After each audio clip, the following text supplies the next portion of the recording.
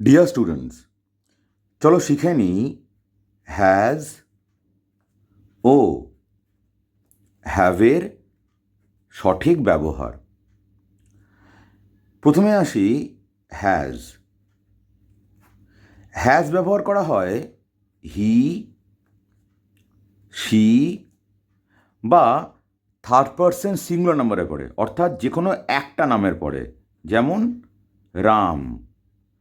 এবারে এক্সাম্পলগুলো দেখা যাক। হি হ্যাজ এ বুক, তার একটা বই আছে। শি হ্যাজ এ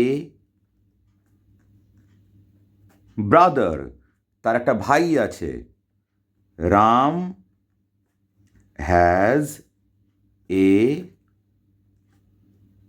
ফ্রেন্ড, রামের একটা বন্ধু আছে।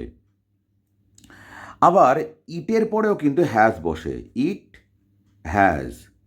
যেমন ইহার একটি পা আছে, ইট হ্যাজ এ লেগ।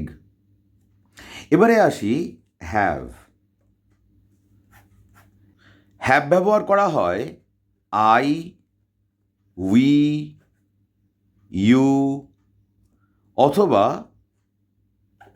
দের পরে, অথবা থার্ড পারসন প্লুরাল নাম্বারে পড়ে, অর্থাৎ একের বেশি যখন নাউন বোঝাবে তখন।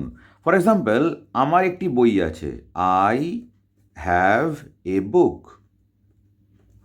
আমাদের একটি বাগান আছে, উই হ্যাভ এ গার্ডেন। একই রকমভাবে তোমার একটি বাগান আছে, ইউ হ্যাভ আ গার্ডেন। তাদের একটি বাগান আছে, দে হ্যাভ আ গার্ডেন। তাহলে হ্যাজ ব্যবহার করা হয় হি, শি বা থার্ড পারসন সিঙ্গুলার নাম্বারে পড়ে, যেমন রাম, শ্যাম, এনি নেম। আর হ্যাভ ব্যবহার করা হয় আই, উই, ইউ বা দের পরে, অথবা থার্ড পারসন প্লুরাল নাম্বারের পরে। Keep following and thank you for watching.